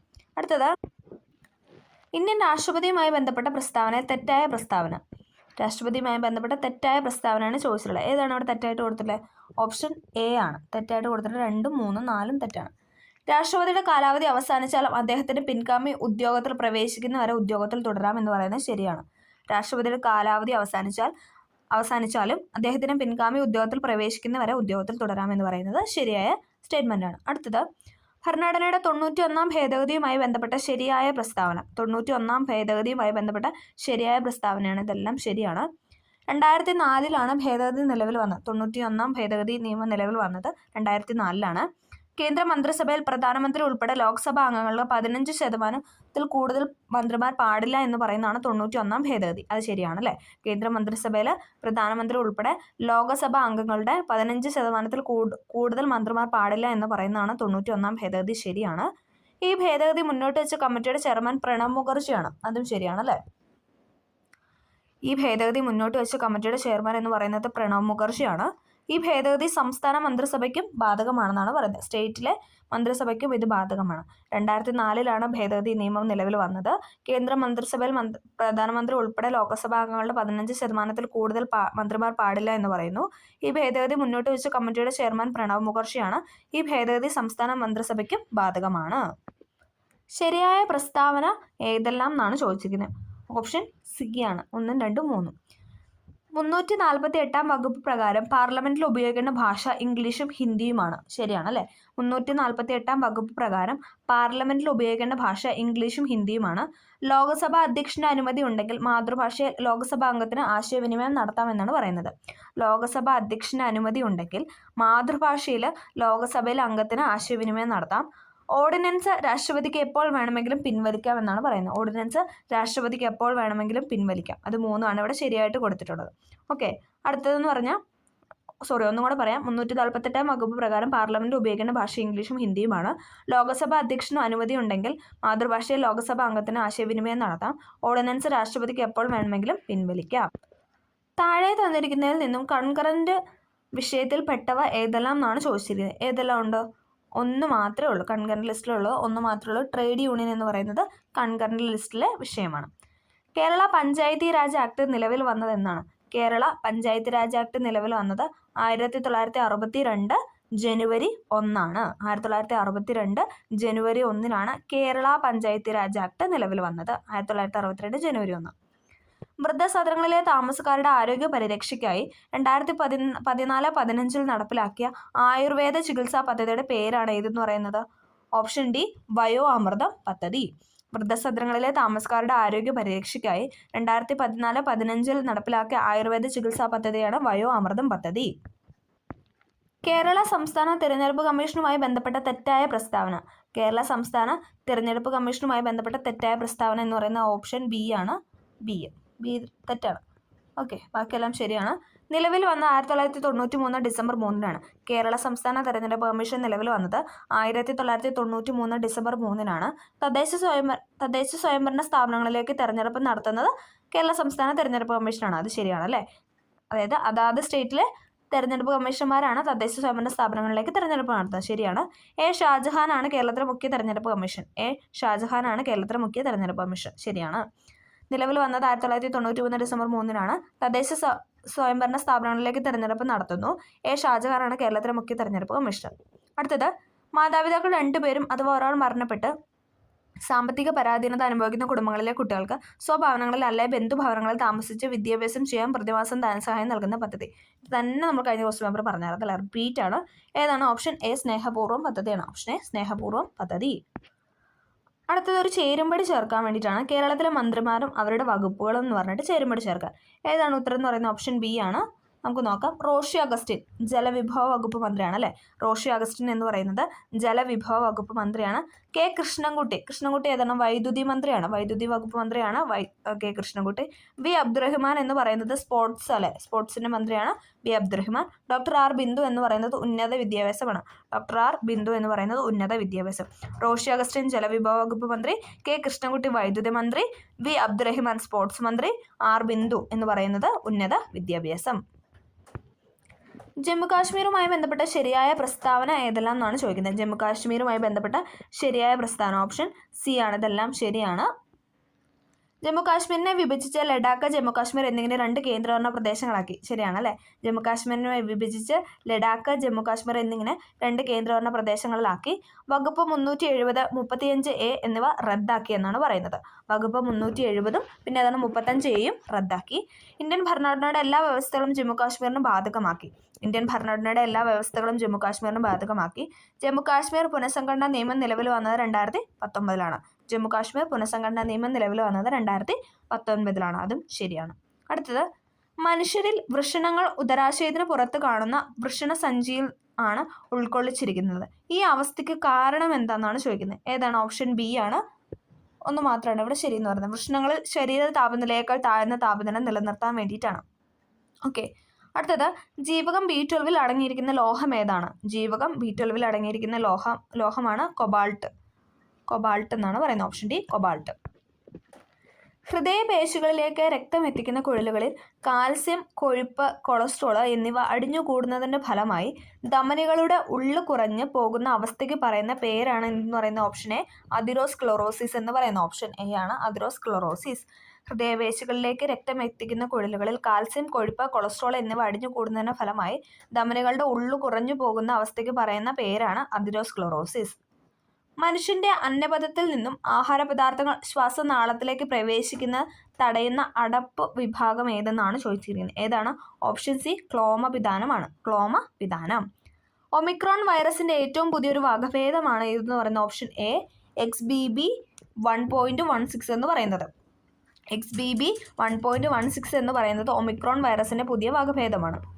ഏറ്റവും മാരകമായ മലമ്പനിക്ക് കാരണമായേക്കാൻ സാധ്യതയുള്ള ഏകകോശ ജീവിയാണ് ഏതെന്ന് പറയുന്നത്? ഓപ്ഷൻ ബി പ്ലാസ്മോഡിയം ഫാൽസിപ്പാരം എന്ന് പറയുന്നത്. പ്ലാസ്മോഡിയം ഫാൽസിപ്പാരം എന്ന് പറയുന്നത് ഏറ്റവും മാരകമായ മലമ്പനിക്ക് കാരണമായേക്കാൻ സാധ്യതയുള്ള ഏകകോശ ജീവിയാണ് പ്ലാസ്മോഡിയം ഫാൽസിപ്പാരം.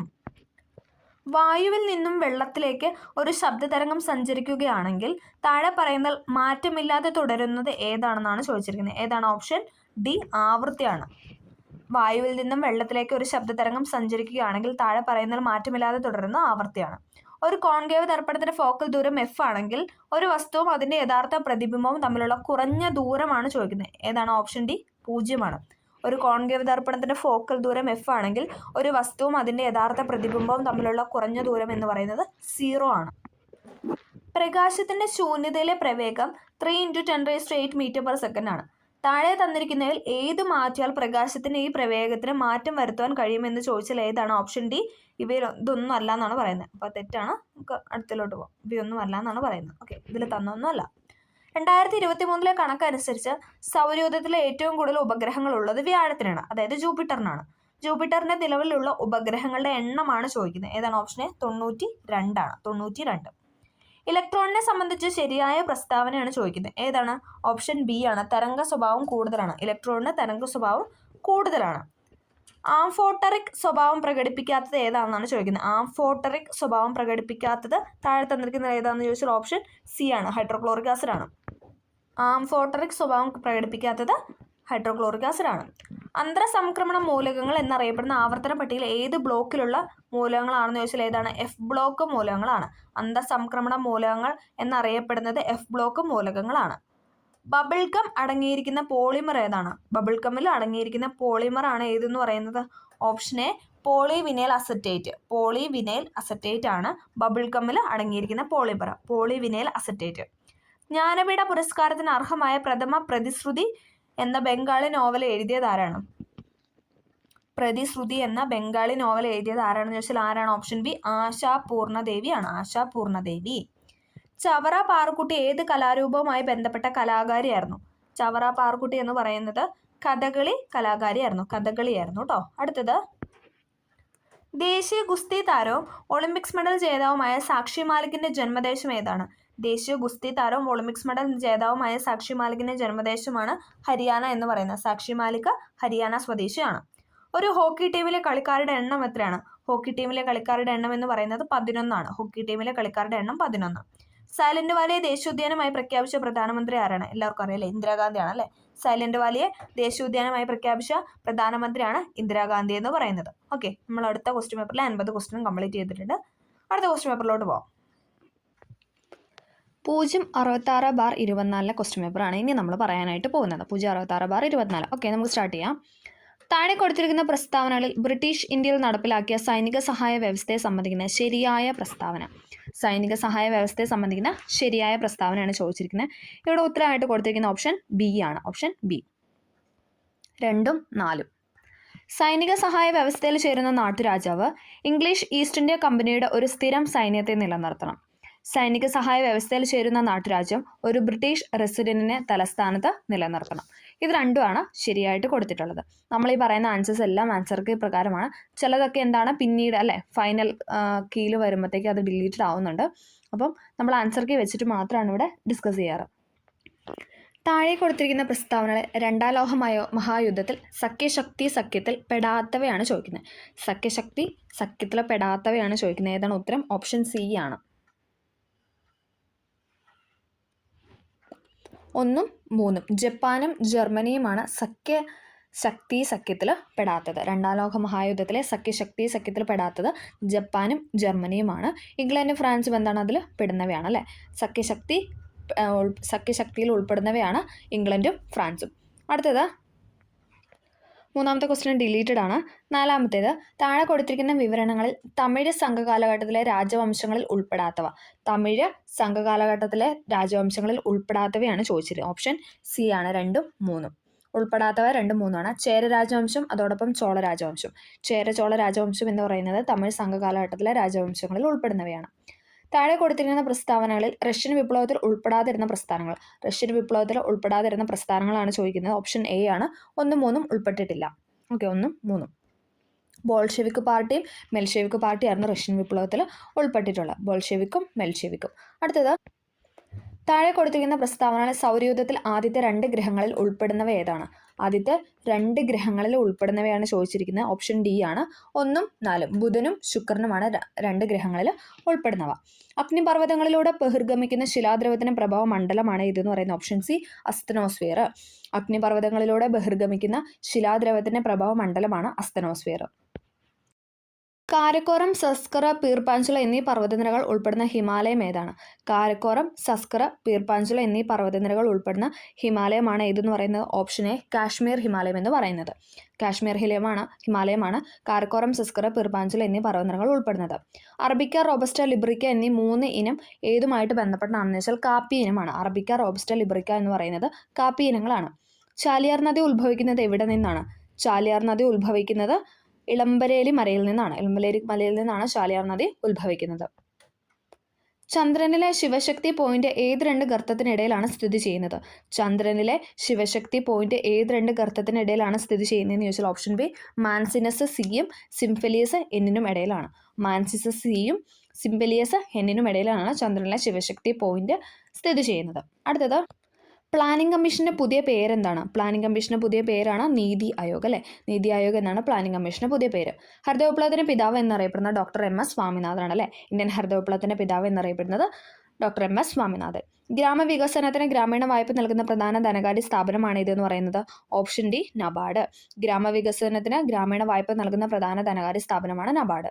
സാധനങ്ങളുടെ വില തുടർച്ചയായി വർദ്ധിക്കുന്ന പ്രതിഭാസത്തിന് പറയുന്ന പേരാണ് ഏത്? ഓപ്ഷൻ സി പണപ്പെരുപ്പം എന്ന് പറയുന്നത്. സാധനങ്ങളുടെ വില തുടർച്ചയായി വർദ്ധിക്കുന്ന പ്രതിഭാസത്തിന് പറയുന്ന പേരാണ് പണപ്പെരുപ്പം. സാമ്പത്തിക വളർച്ച അളക്കുന്ന പ്രധാന അളവുകോൽ ഏതാണ്? സാമ്പത്തിക വളർച്ച അളക്കുന്ന പ്രധാന അളവുകോലാണ് ഗ്രോസ് ഡൊമസ്റ്റിക് പ്രൊഡക്റ്റ് എന്ന് പറയുന്നത്. GDP ആണ് സാമ്പത്തിക വളർച്ച അളക്കുന്ന പ്രധാന അളവുകോൽ. 2024-25 യൂണിയൻ ബജറ്റ് പാർലമെന്റിൽ അവതരിപ്പിച്ചതാരാണ്? എല്ലാവർക്കും അറിയാം അല്ലേ? നിർമ്മല സീതാരാമൻ. 2024-25 യൂണിയൻ ബജറ്റ് പാർലമെന്റിൽ അവതരിപ്പിച്ചത് നിർമ്മല സീതാരാമൻ. താഴെ പറയുന്ന പ്രസ്താവനകൾ ശരിയോ തെറ്റോ പരിശോധിക്കാനാണ് പറഞ്ഞിരിക്കുന്നത്. ഓപ്ഷൻ ബി ആണ്. ബിയും സിയും ആണ് ഇവിടെ ശരിയായിട്ട് കൊടുത്തിട്ടുള്ളത്. സംസ്ഥാന ലിസ്റ്റിൽ ഉൾപ്പെട്ടിരിക്കുന്ന 5 വിഷയങ്ങൾ കൺകറന്റ് ലിസ്റ്റിൽ ഉൾപ്പെടുത്തിയത് 42ാം ഭേദഗതിയിലൂടെയാണ്. ശരിയാണ് അല്ലേ? സംസ്ഥാന ലിസ്റ്റിൽ ഉൾപ്പെട്ടിരിക്കുന്ന 5 വിഷയങ്ങൾ കൺകറന്റ് ലിസ്റ്റിൽ ഉൾപ്പെടുത്തിയത് 42ാം ഭേദഗതിയിലൂടെയാണ്. മൗലിക അവകാശങ്ങളുടെ പട്ടികയിൽ നിന്നും സ്വത്തവകാശം നീക്കം ചെയ്ത് 44ാം ഭരണഘടനാ ഭേദഗതിയിലൂടെയാണ്. അതും ശരിയാണ് അല്ലേ? സ്വത്തവകാശം നീക്കം ചെയ്തത് 44ാം ഭേദഗതിയിലൂടെയാണ്. ശരിയാണ്. താഴെ തന്നിരിക്കുന്ന പ്രസ്താവന സാധൂകരിക്കാനാണ് പറഞ്ഞിരിക്കുന്നത്. അതിൽ ശരി തെറ്റ് അങ്ങനെയുള്ളതാണ് ചോദിച്ചത്. ഏതാണ്? ഓപ്ഷൻ ബി ആണ്. A, B, D എന്ന് പറയുന്നത് തെറ്റാണ്. അതിൽ സി മാത്രമാണ് ശരിയുള്ളത്. ഇന്ത്യയിൽ ഇപ്പോൾ 543 ലോക്സഭാ നിയോജക മണ്ഡലങ്ങൾ ഉണ്ട് എന്ന് പറയുന്നതാണ് ശരി. 543 ലോക്സഭാ നിയോജക മണ്ഡലമാണ് ഇപ്പോൾ നിലവിൽ ഇന്ത്യയിലുള്ളത്. താഴെ പറയുന്ന പേരുകളിൽ സ്വതന്ത്ര ലേബർ പാർട്ടി രൂപീകരിച്ചത് ആരാണെന്ന് കണ്ടെത്തുക. സ്വതന്ത്ര ലേബർ പാർട്ടി ഏതാണ്? Option C doctor B.R. Ambedkar ആണ്. സ്വതന്ത്ര ലേബർ പാർട്ടി രൂപീകരിച്ച ഡോക്ടർ B.R. അംബേദ്കർ. ഇന്ത്യൻ ഭരണഘടനയിൽ ഏതു ഭാഗത്താണ് പഞ്ചായത്ത് രാജ് സംവിധാനങ്ങളെക്കുറിച്ച് പ്രതിപാദിക്കുന്നത്? പഞ്ചായത്ത് രാജ് സംവിധാനങ്ങളെക്കുറിച്ച് പറയുന്നത് നിർദ്ദേശക തത്വങ്ങളിലാണ്. ഓപ്ഷൻ സി നിർദ്ദേശക തത്വങ്ങളിലാണ് എന്തെന്ന് പറയുന്നത് പഞ്ചായത്ത് രാജ് സംവിധാനങ്ങളെക്കുറിച്ച് പ്രതിപാദിക്കുന്നത്. അടുത്ത ഒരു ചേരുംപടി ചേർക്കാൻ വേണ്ടിയിട്ടാണ് ആശയങ്ങളും കടമെടുത്ത രാജ്യങ്ങളാണ് തന്നിരിക്കുന്നത്. നമുക്ക് നോക്കാം. ഉത്തരം എന്ന് പറയുന്ന ഓപ്ഷൻ ഡി ആണ്. Option D. ഓക്കെ. അടിയന്തരാവസ്ഥ എവിടെ നിന്നാണ് എടുത്തിരിക്കുന്നത്? ജർമ്മനിയിൽ നിന്നാണ് അടിയന്തരാവസ്ഥ കടം കൊണ്ടിട്ടുള്ളത്. ഭരണഘടനാ ഭേദഗതി സൗത്ത് ആഫ്രിക്ക. ഭരണഘടനാ ഭേദഗതി സൗത്ത് ആഫ്രിക്ക. ഉപരാഷ്ട്രപതിയുടെ ചുമതലകൾ അതെവിടെ നിന്നാണ്? അമേരിക്കയിൽ നിന്നാണ്. ഉപരാഷ്ട്രപതിയുടെ ചുമതലകൾ അമേരിക്കയിൽ. അവശിഷ്ട അധികാരങ്ങൾ കാനഡ. അടിയന്തരാവസ്ഥ ജർമ്മനി, ഭരണഘടനാ ഭേദഗതി സൗത്ത് ആഫ്രിക്ക, ഉപരാഷ്ട്രപതിയുടെ ചുമതലകൾ അമേരിക്ക, അവശിഷ്ട അധികാരങ്ങൾ എന്ന് പറയുന്നത് കാനഡ. അടുത്തത് കേന്ദ്ര സംസ്ഥാന ബന്ധങ്ങളെക്കുറിച്ച് പ്രതിപാദിക്കുന്ന കമ്മീഷൻ ഏതാണ്? കേന്ദ്ര സംസ്ഥാന ബന്ധങ്ങളെക്കുറിച്ച് പ്രതിപാദിക്കുന്ന കമ്മീഷനാണ് സർക്കാരിയ കമ്മീഷൻ. കേന്ദ്ര സംസ്ഥാന ബന്ധങ്ങളെക്കുറിച്ച് പ്രതിപാദിക്കുന്നതാണ് സർക്കാരിയ കമ്മീഷൻ. ബുദ്ധിസ്ഥിരതയുള്ള പുരുഷന്മാർക്കും സ്ത്രീകൾക്കും ഈ ആശയം സാങ്കല്പികമാണെന്ന് തോന്നാം. എന്നാൽ ഈ ആദർശത്തിന് മാത്രമേ ആത്മാവിൻ്റെ വിശപ്പടക്കാൻ കഴിയൂ. ഇത് ആരുടെ വാക്കുകളാണെന്നാണ് ചോദിച്ചിരിക്കുന്നത്. ആരാണ്? ഓപ്ഷൻ സി സുഭാഷ് ചന്ദ്രബോസിൻ്റെതാണ്. ബുദ്ധിസ്ഥിരതയുള്ള പുരുഷന്മാർക്കും സ്ത്രീകൾക്കും ഈ ആശയം സാങ്കല്പികമാണെന്ന് തോന്നാം. എന്നാൽ ഈ ആദർശത്തിന് മാത്രമേ ആത്മാവിൻ്റെ വിശപ്പടക്കാൻ കഴിയൂ എന്ന് പറയുന്നത് സുഭാഷ് ചന്ദ്രബോസിൻ്റെ വാക്കുകളാണ്. അടുത്തത് ഒരു ചേരുംപടിയാണ്. ഗ്രന്ഥങ്ങളും രചയിതാവുമാണ് ഇവിടെ കൊടുത്തിരിക്കുന്നത്. ഉത്തരമെന്ന് പറയുന്നത് ഓപ്ഷൻ എ ആണ്. ഭയത്തിൽ നിന്നുള്ള മോചനം അഥവാ ഫ്രീഡം ഫ്രം ഫിയർ എന്ന് പറയുന്നത് ആങ് സാൻ സൂക്കിയാണ് ഫ്രീഡം ഫ്രം ഫിയർ എന്ന് പറയുന്നത്. സ്വാതന്ത്ര്യത്തിലേക്കുള്ള ദീർഘയാത്ര ലോങ് വാക്ക് ടു ഫ്രീഡം ആരുടെയാണ്? നെൽസൺ മണ്ടേലയുടെയാണ് അല്ലേ. ലോങ് വാക്ക് ടു ഫ്രീഡം എന്ന് പറയുന്നത് നെൽസൺ മണ്ടേല. സ്വാതന്ത്ര്യത്തിന് 2 മാനങ്ങൾ എന്ന് പറഞ്ഞ ഇസയ ബെർലിനാണ്. സ്വാതന്ത്ര്യത്തിന് 2 മാനങ്ങൾ അഥവാ 2 കോൺസെപ്റ്റ് ഓഫ് ലിബർട്ടി എന്ന് പറയുന്നത് ഇസയ ബെർലിനാണ്. സ്വാതന്ത്ര്യത്തിലേക്ക് അഥവാ ഓൺ ലിബർട്ടി എന്ന് പറയുന്നത് JS മില്ലാണ്. ഭയത്തിൽ നിന്നുള്ള മോചനം അഥവാ ഫ്രീഡം ഫ്രം ഫിയർ എന്ന് പറയുന്ന ആങ് സാൻ സൂക്കി. സ്വാതന്ത്ര്യത്തിലേക്കുള്ള ദീർഘയാത്ര ലോങ് വാക്ക് ടു ഫ്രീഡം എന്ന് പറയുന്നത് നെൽസൺ മണ്ടേല. സ്വാതന്ത്ര്യത്തിൻ്റെ 2 മാനങ്ങൾ അഥവാ 2 കോൺസെപ്റ്റ് ഓഫ് ലിബർട്ടി എന്ന് പറയുന്നത് ഇസയ ബെർലിൻ. സ്വാതന്ത്ര്യത്തിലേക്ക് അഥവാ ഓൺ ലിബർട്ടി എന്ന് പറയുന്നത് JS മില്ല്. അടുത്തത് നാരീശക്തി വന്ദൻ അധിനിയം ബില്ല് ലോക്സഭ പാസ്സാക്കിയത് എന്നാണ്? ലോക്സഭ പാസ്സാക്കിയ ഡേറ്റ് എന്ന് പറയുന്നത് 2023 സെപ്റ്റംബർ 20 2023 സെപ്റ്റംബർ 20 ലോക്സഭ നാരീശക്തി വന്ദൻ അധിനിയം എന്ന ബില്ല് പാസ്സാക്കിയത്. കേരളത്തിൽ നാടൻ കളികളുടെ പ്രചാരണത്തിന് കായിക വകുപ്പ് ആരംഭിച്ച പദ്ധതിയാണ് ഏതെന്ന് പറയുന്നത്? Option D Kalithattu. കേരളത്തിൽ നാടൻ കളികളുടെ പ്രചാരണത്തിന് കായിക വകുപ്പ് ആരംഭിച്ച പദ്ധതിയാണ് കളിത്തട്ട്. അടുത്തത് കറുത്ത ഭട്ടേരി എന്നറിയപ്പെടുന്ന സാമൂഹിക പരിഷ്കർത്താവാണ് ആരെന്ന് പറയുന്നത്? Option A VT Bhattathiripad. കറുത്ത ഭട്ടേരി എന്നറിയപ്പെടുന്നത് VT ഭട്ടതിരിപ്പാടാണ്. എൻഡോസൾഫാൻ ദുരിതബാധിതർക്ക് വേണ്ടി കേരള സാമൂഹ്യ സുരക്ഷാ മിഷൻ നടത്തുന്ന പ്രതിമാസ ധനസഹായ പദ്ധതിയാണ് ഏതാണ്? സ്നേഹ സ്വാന്തനം. ഓപ്ഷൻ ഡി സ്നേഹ സാന്ത്വനമാണ്. എൻഡോസൾഫാൻ ദുരിതബാധിതർക്ക് വേണ്ടി കേരള സാമൂഹ്യ സുരക്ഷാ മിഷൻ നടത്തുന്ന പ്രതിമാസ ധനസഹായ പദ്ധതിയാണ് സ്നേഹ സാന്ത്വനം. 31ാമത്തെ ക്വസ്റ്റ്യൻ ഡിലീറ്റഡ് ആണ്. അടുത്തത് ജീവകം B12, ജീവകം B9 എന്നിവയുടെ അഭാവം മൂലം മനുഷ്യ ശരീരത്തിൽ എണ്ണത്തിൽ കുറവും എന്നാൽ വളരെ വലിപ്പം കൂടിയതുമായ ചുവന്ന രക്താണുക്കൾ രൂപപ്പെടുന്ന വിളർച്ചയുടെ ഒരു അവസ്ഥയുണ്ടാകുന്നു. ഈ രോഗാവസ്ഥയുടെ നാമമാണ് ഏതെന്ന് പറയുന്നത്? ഓപ്ഷൻ സി മെഗലോബ്ലാസ്റ്റിക് അനീമിയ എന്ന് പറയുന്നത്. Megaloblastic anaemia. ജീവകം B12, ജീവകം B9 എന്നിവയുടെ അഭാവം മൂലം മനുഷ്യ ശരീരത്തിൽ എണ്ണത്തിൽ കുറവും എന്നാൽ വളരെ വലിപ്പം കൂടിയതുമായ ചുവന്ന രക്താണുക്കൾ രൂപപ്പെടുന്ന വിളർച്ചയുടെ ഒരു അവസ്ഥയാണ് ഏതെന്ന് പറയുന്നത്? Megaloblastic anaemia. മലേറിയ രോഗകാരിയായ പ്ലാസ്മോഡിയം മനുഷ്യ ശരീരത്തിൽ പ്രവേശിച്ച ശേഷം ആദ്യം കരളിൻ്റെ കോശങ്ങളിൽ എത്തി പ്രത്യുൽപാദനം നടത്തുകയും പിന്നീട് ചുവന്ന രക്താണുക്കളെ നശിപ്പിക്കുകയും ചെയ്യുന്നു. അപ്പം ആ ഡാഷിൻ്റെ അവിടെ എന്താണ്? കരളാണ്. ഉത്തരം എന്ന് പറഞ്ഞ ഓപ്ഷൻ ഡി കരൾ. മലേറിയ രോഗകാരിയായ പ്ലാസ്മോഡിയം മനുഷ്യ ശരീരത്തിൽ പ്രവേശിച്ച ശേഷം ആദ്യം കരളിൻ്റെ കോശങ്ങളിൽ എത്തി പ്രത്യുൽപാദനം നടത്തുകയും പിന്നീട് ചുവന്ന രക്താണുക്കളെ നശിപ്പിക്കുകയും ചെയ്യുക എന്നതാണ് പറയുന്നത്. അടുത്തത് താഴെ തന്നിരിക്കുന്ന ഹരിതഭവന പ്രഭാവത്തിന് കാരണമായ വാതകങ്ങളുടെ ശരിയായ ഓപ്ഷനാണ് തിരഞ്ഞെടുക്കാൻ പറഞ്ഞത്. ഏതാണ്? ഓപ്ഷൻ ബി ആണ്. Carbon dioxide, methane, chlorofluorocarbon, nitrous oxide. CO2, methane, CFC, N2O. Carbon dioxide, methane, chlorofluorocarbon, nitrous oxide എന്ന് പറയുന്നതാണ് ഹരിതഭവന പ്രഭാവത്തിന് കാരണം. IMA നടപ്പിലാക്കിയ ഹെൽപ്പിംഗ് ഹാൻഡ്സ് എന്ന പദ്ധതിയുടെ ലക്ഷ്യം എന്താണ്? IMA നടപ്പിലാക്കിയ ഹെൽപ്പിംഗ് ഹാൻഡ്സ് എന്ന പദ്ധതിയുടെ ലക്ഷ്യമെന്ന് പറയുന്നത് ഓപ്ഷൻ ബി ആണ്. ഡോക്ടർമാർക്കും മെഡിക്കൽ വിദ്യാർത്ഥികൾക്കും ആത്മഹത്യാ പ്രതിരോധം നൽകുക. ഡോക്ടർമാർക്കും മെഡിക്കൽ വിദ്യാർത്ഥികൾക്കും ആത്മഹത്യാ പ്രതിരോധം നൽകുക എന്നതാണ് ഹെൽപ്പിംഗ് ഹാൻഡ്സ് എന്ന പദ്ധതിയുടെ ലക്ഷ്യം. 2024 പ്ലാനറ്റ് എർത്ത് പുരസ്കാര ജേതാവായ പ്രമുഖ പരിസ്ഥിതി ശാസ്ത്രജ്ഞനായ ഇന്ത്യക്കാരനാണ് ആരെന്ന് പറയുന്നത്? Option A doctor S. ഫേസി എന്ന് പറയുന്നത്. Doctor S. ഫേസി. 2024 പ്ലാനറ്റ് എർത്ത് പുരസ്കാര ജേതാവായ പ്രമുഖ പരിസ്ഥിതി ശാസ്ത്രജ്ഞനായ ഇന്ത്യക്കാരനാണ് ഡോക്ടർ S. ഫേസി. പ്രകാശവർഷം എന്നത് എന്തിൻ്റെ യൂണിറ്റാണ്? പ്രകാശവർഷം എന്നത് ദൂരത്തിൻ്റെ യൂണിറ്റാണ്. പ്രകാശവർഷം എന്നത് ദൂരത്തിൻ്റെ യൂണിറ്റാണ്. 1000 ജൂൾ പ്രവൃത്തി 2 സെക്കൻഡിൽ ചെയ്താൽ അവിടെ ഉപയോഗിക്കപ്പെട്ട പവർ എത്രയാണ്? ഓപ്ഷൻ ഡി ആണ് 500 വാട്ട്. 1000/2 എന്ന് പറയുന്നത് 500 ആണ്. Joule divide by time is equal to അല്ലേ, പ്രവൃത്തി ഡിവൈഡ് ബൈ സമയം എന്ന് പറയുന്നത് ചെയ്യുമ്പോൾ നമുക്ക് വർക്ക് കിട്ടും അല്ലേ. 1000 ജൂൾ പ്രവൃത്തി 2 സെക്കൻഡിൽ ചെയ്താൽ അവിടെ ഉപയോഗിക്കപ്പെട്ട പവറാണ് 500 വാട്ട്. ജിയുടെ വില ധ്രുവങ്ങളിലേക്കാൾ ഭൂമധ്യരേഖയിൽ കുറവാണ്. ഇതിൻ്റെ കാരണം എന്താണ്? കാരണം എന്ന് പറയുന്നത് ഭൂമിയുടെ ആകൃതിയാണ്. ഓപ്ഷൻ എ ഭൂമിയുടെ ആകൃതിയാണ് കാരണം എന്ന് പറയുന്നത്. ജിയുടെ വില ധ്രുവങ്ങളിലേക്കാൾ ഭൂമധ്യരേഖയിൽ കുറവാണ്. അതിൻ്റെ കാരണം എന്ന് പറയുന്നത് ഭൂമിയുടെ ആകൃതിയാണ്. അറ്റോമിക് നമ്പർ 31 മൂലകം ആവർത്തന പട്ടികയിൽ ഏത് പീരീഡിലും ഗ്രൂപ്പിലുമാണെന്നാണ് ചോദിക്കുന്നത്. അറ്റോമിക് നമ്പർ 31 മൂലകം ആവർത്തന പട്ടികയിൽ ഏത് പീരീഡിലാണെന്ന് ചോദിച്ചാൽ ഏതാണ്? ഓപ്ഷൻ സി ആണ്. Period 4 group 13. 4ാം period group 13 atomic number 31 മൂലകം ആവർത്തന പട്ടികയിലുള്ളത്. അടുത്തത് കാർബൺ ഡൈ ഓക്സൈഡ് വാതകത്തിൻ്റെ ക്രിട്ടിക്കൽ താപനില 30.98 ഡിഗ്രി സെൽഷ്യസ് ആണ്. താഴെ പറയുന്നതിൽ ശരിയായ പ്രസ്താവന ഏതെന്നാണ് ചോദിച്ചിരിക്കുന്നത്. ഓപ്ഷൻ ബി ആണ്. കാർബൺ ഡൈ ഓക്സൈഡ് വാതകത്തെ മർദ്ദം കൂട്ടിക്കൊടുത്ത് ദ്രാവകമാക്കി മാറ്റാൻ സാധിക്കുന്ന ഏറ്റവും ഉയർന്ന ഊഷ്മാവാണ് 30.98 ഡിഗ്രി സെൽഷ്യസ് എന്ന് പറയുന്നത്. കാർബൺ ഡൈ ഓക്സൈഡ് വാതകത്തിൻ്റെ ക്രിട്ടിക്കൽ താപനില 30.98 ഡിഗ്രി സെൽഷ്യസ് ആണ്. താഴെ പറഞ്ഞാൽ ശരിയായ പ്രസ്താവന എന്ന് പറയുന്നത് കാർബൺ ഡൈ ഓക്സൈഡ് വാതകത്തെ മർദ്ദം കൂട്ടിക്കൊടുത്ത് ദ്രാവകമാക്കി മാറ്റാൻ സാധിക്കുന്ന ഏറ്റവും ഉയർന്ന ഊഷ്മാവാണ് 30.98. അടുത്തത് പൊട്ടാസ്യം, മഗ്നീഷ്യം, അലൂമിനിയം, സിലിക്കോൺ എന്നീ മൂലകങ്ങളുടെ ലോഹ സ്വഭാവത്തിന് ശരിയായ ക്രമമാണ് ചോദിച്ചിരിക്കുന്നത്. ഏതാണ്? ഓപ്ഷൻ എ ആണ്. പൊട്ടാസ്യം, മഗ്നീഷ്യം, അലൂമിനിയം, സിലിക്കോൺ അതാണ് അതിൻ്റെ ലോഹ സ്വഭാവത്തിൻ്റെ ശരിയായ ക്രമം. ഇലക്ട്രിക് വാഹനങ്ങളുടെ ബാറ്ററി പ്രവർത്തനത്തിൽ പ്രധാന പങ്ക് വഹിക്കുന്ന ലോഹം ഏതാണ്? ഇലക്ട്രിക് വാഹനങ്ങളുടെ ബാറ്ററി പ്രവർത്തനത്തിൽ പ്രധാന പങ്ക് വഹിക്കുന്ന ലോഹമാണ് ഇതെന്ന് പറയുന്നത് ഓപ്ഷൻ ഡി, ലിഥിയം. ഇമ്പോർട്ടൻ്റ് ആണ്. ലിഥിയമാണ് ഇലക്ട്രിക് വാഹനങ്ങളുടെ ബാറ്ററി പ്രവർത്തനത്തിൽ പ്രധാന പങ്ക് വഹിക്കുന്നത്. കൂടുതൽ വേഗത്തിൽ ഉയരത്തിൽ കരുത്തോടെ ഒന്നിച്ചു എന്ന മുദ്രാവാക്യം ഏത് കായികമേളയുടേതാണ്? ഇമ്പോർട്ടൻ്റ് ആണ്. കൂടുതൽ വേഗത്തിൽ ഉയരത്തിൽ കരുത്തോടെ ഒന്നിച്ചു എന്ന മുദ്രാവാക്യം ഏത് കായികമേളയുടേതാണെന്ന് ചോദിച്ചാൽ ഏതാണ്? ഓപ്ഷൻ സി, ഒളിമ്പിക്സിൻ്റെ ആണ്. ഒളിമ്പിക്സ്. കൂടുതൽ വേഗത്തിൽ ഉയരത്തിൽ കരുത്തോടെ ഒന്നിച്ചു എന്ന മുദ്രാവാക്യം ഒളിമ്പിക്സുമായി ബന്ധപ്പെട്ടതാണ്. 2024 ഓസ്കാർ അവാർഡ് നേടിയ മികച്ച ചിത്രം ഏതാണ്? 2024 ഓസ്കാർ അവാർഡ് നേടിയ മികച്ച ചിത്രമാണ് ഓപ്പൺ ഹേമർ അല്ലേ? ഓപ്ഷൻ ബി, ഓപ്പൺ ഹേമർ ആണ് 2024 ഓസ്കാർ അവാർഡ് നേടിയ മികച്ച ചിത്രം. അടുത്തത് അവനവൻ എന്നറിയുന്നതൊക്കെ ഓർത്താൽ അവനയിൽ ആദിമമായൊരു ആത്മരൂപം അവനവൻ ആത്മസുഖത്തിന് ആചരിക്കുന്ന അവനു സുഖത്തിനായി വരണം. ശ്രീനാരായണ ഗുരുവിൻ്റെ ഈ വരികൾ ഏത് കൃതിയിലേതാണെന്നാണ് ചോദിക്കുന്നത്. ഏതാണ്? ഓപ്ഷൻ ബി, ആത്മോപദേശ ശതകത്തിലേതാണ്.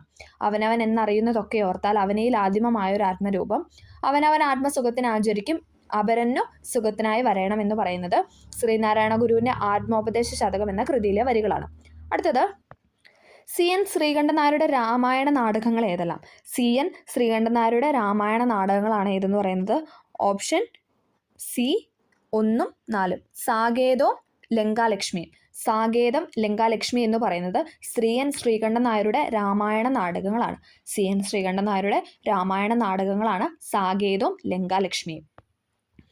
കണ്യാർകളി എന്ന കലാരൂപത്തിന് യോജിക്കുന്ന പ്രസ്താവനകൾ ഏതെല്ലാം? കണ്യാർകളി എന്ന കലാരൂപത്തിന് യോജിക്കുന്ന പ്രസ്താവനയാണ് ഓപ്ഷൻ സി.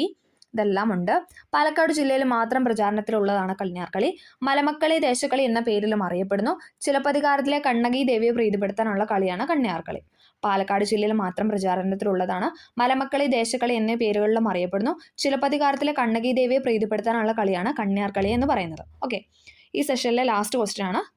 അടുത്തത് ഇന്ത്യൻ ഭാഷകളിലെ മികച്ച സാഹിത്യ സൃഷ്ടിക്ക് നൽകി വരുന്ന സരസ്വതി സമ്മാൻ പുരസ്കാരം ലഭിച്ചവർ ആരെല്ലാം എന്നാണ് ചോദിക്കുന്നത്. ഏതാണ്? ഓപ്ഷൻ ബി, 2, 3 ശരൺകുമാർ ലിംബാളെയും പ്രഭാവർമ്മയും. ഇന്ത്യൻ ഭാഷകളിലെ മികച്ച സാഹിത്യ സൃഷ്ടിക്ക് നൽകി വരുന്ന സരസ്വതി സമ്മാനം പുരസ്കാരം ലഭിച്ചവരാണ് ശരൺകുമാർ ലിംബാളെയും പ്രഭാവർമ്മയും എന്ന് പറയുന്നത്. ഓക്കെ, അപ്പം നമ്മൾ അങ്ങനെ 3 ക്വസ്റ്റ്യൻ പേപ്പർ കംപ്ലീറ്റ് ചെയ്തിട്ടുണ്ട്. ഇതിൽ 1-2 നമ്മൾ ഓൾറെഡി ചെയ്തിട്ടിട്ടുണ്ട് 50 ക്വസ്റ്റ്യനായിട്ട് CPOയുടെ. അപ്പോൾ എല്ലാവർക്കും ഈ വീഡിയോ ഹെൽപ്ഫുൾ ആയെന്ന് വിചാരിക്കുന്നു. ഇനി നമ്മൾ പുതിയ സിലബസ് വെച്ചിട്ടുള്ള സ്പെഷ്യൽ ടോപ്പിക് നമ്മൾ അടുത്ത ആഴ്ചയിലേക്ക് എന്തായാലും ഒരു 1 വീക്കിനുള്ളിൽ ഉറപ്പായിട്ട് നമ്മൾ അപ്ലോഡ് ചെയ്ത് വരുന്നതാണ്. അപ്പോൾ എല്ലാവർക്കും ഈ വീഡിയോ ഹെൽപ്ഫുൾ ആയെങ്കിൽ തീർച്ചയായും ഒന്ന് ലൈക്ക് ചെയ്ത് സപ്പോർട്ട് ചെയ്യുക. ഏത് പോസ്റ്റിലേക്കാണ് നിങ്ങൾ കൂടുതലും ഒന്ന് കമൻറ്റ് ചെയ്താൽ കൊള്ളായിരുന്നു. കാരണം CPO ഉണ്ട്, പിന്നെ എക്സൈസ് ഉണ്ട്, അതോടൊപ്പം ഫയർമാൻ ഉണ്ട്, പിന്നെ അതിന് ശേഷമായിരിക്കും അല്ലേ ഡിഗ്രി ലെവലിലെ പ്രിലിംസ് കഴിഞ്ഞിട്ടായിരിക്കും നമുക്ക് എസ്ഐയുടെ വരിക. അപ്പോൾ ആ സമയത്തേക്ക് നമുക്ക് എസ്ഐ എടുത്താൽ മതി. പക്ഷേ ബാക്കി 3 എക്സാം എന്ന് പറയുന്നത് നമുക്ക് പെട്ടെന്ന് കാണുമായിരിക്കും എന്ന് പ്രതീക്ഷിക്കാം. അപ്പം അത് 3 ഫോക്കസ് ചെയ്തിട്ടല്ലേ. അപ്പം ആർക്കൊക്കെ അത് ഉപകാരപ്പെടും, ജസ്റ്റ് ഒരു പോളിംഗ് ആയിട്ട് നമ്മൾ ഇട്ടിട്ടുണ്ടായിരുന്നു. അപ്പോൾ അതൊന്ന് താല്പര്യമുള്ളവരൊന്ന് ചെയ്തു തരാൻ നമുക്കറിയാമായിരുന്നു എത്രത്തോളം ആൾക്കാർക്ക് അത് എഴുതാനുണ്ട്, എക്സാം എഴുതാനുണ്ടെന്നൊന്ന് അറിയാമായിരുന്നു. അപ്പം ഓക്കെ, എല്ലാം ഇഷ്ടമാവണമെങ്കിൽ ഒന്ന് ലൈക്ക് ചെയ്ത് സപ്പോർട്ട് ചെയ്യുക. Okay, thank